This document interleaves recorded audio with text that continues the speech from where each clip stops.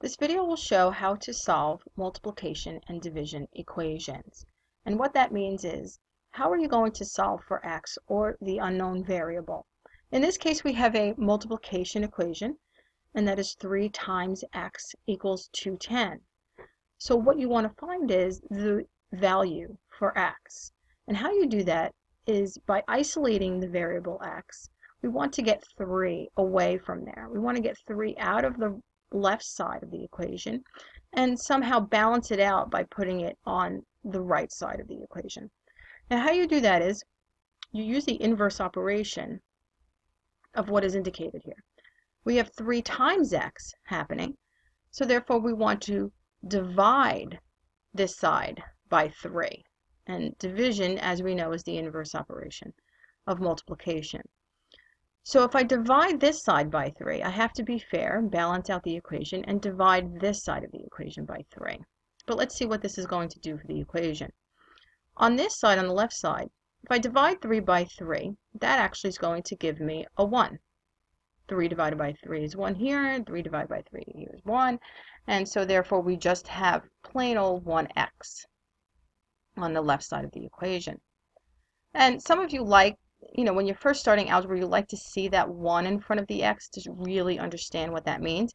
And just, again, remind yourself that 1x is also the same thing as just x.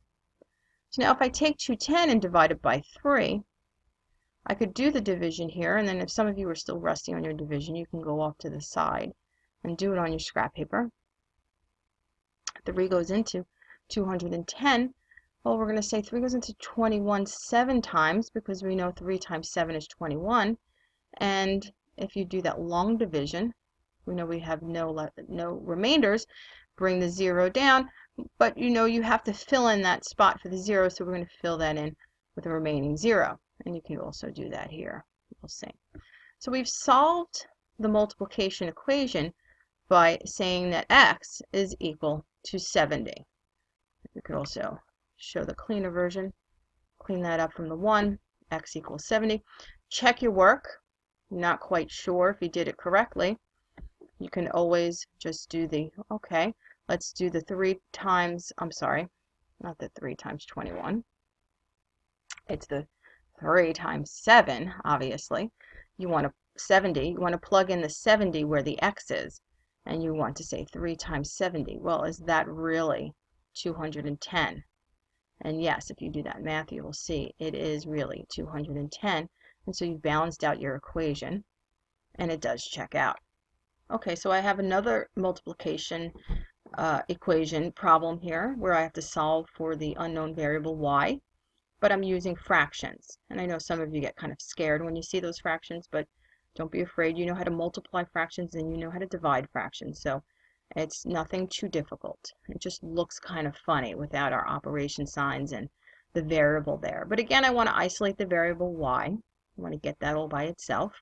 So as I did in the previous example, I want to divide this side of the equation by what is being multiplied by y, and that is 1/2. So really what I want to do is just take 1/2 and divide it by 1/2, and that will help me get the y all by itself on this side of the equation.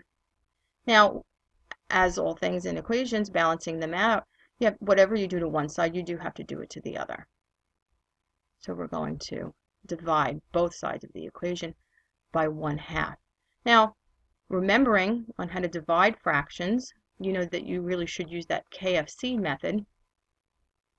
And we're going to keep the first fraction, flip the second fraction, and change the operation. And that actually will just give me 1. If I divide top and bottom by 2, I'll get the 1 over 1 times 1 over 1. Or if I just did the straightforward multiplication, I'll get the 2 over 2. And that really just does give me 1. So now I'm left on this side with the 1y. Sorry, I don't know why my pen's acting funny like that. And on this side now I have the 1 over 10 divided by 1/2. And that really is just the 110 multiplied by the reciprocal, the flip of the fraction, 2 over 1. And that gives me 2 over 10. Okay? Now I could simplify this fraction and actually get 1/5. I'm going to simplify the fraction by dividing the top and the bottom by 2. So really, essentially, what the answer is here, if I have y equals 1/5, is solving this equation. Now, let me just double check that. If I go ahead and check my work off onto the side, and I plug in that 1/5 where the y is, and I multiply that by the 1/2, will I get 1/10? You multiply across the numerators, multiply across the denominators. Yes, you can see indeed you do. Now I have a division equation that I have to solve for. And as you can see, we have 25 equals a over 5, which also means 25 equals a divided by 5. Now again, division is the operation being used in this equation. In order to isolate the variable a, we want to use the inverse operation of division, which is also known as multiplication. So how am I going to do that? Well, let me write down the left side of the equation.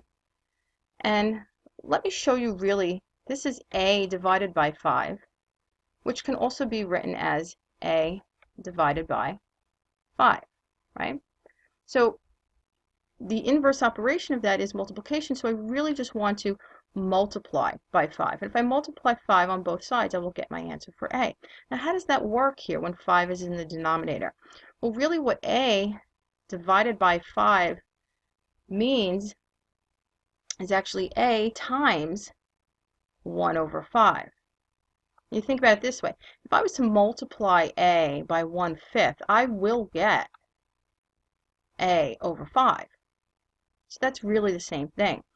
So if I multiply this by 5, if I multiply 1/5 by 5, which also means 5/1, I'm going to wind up getting 1 in the end, which will leave me with 1a.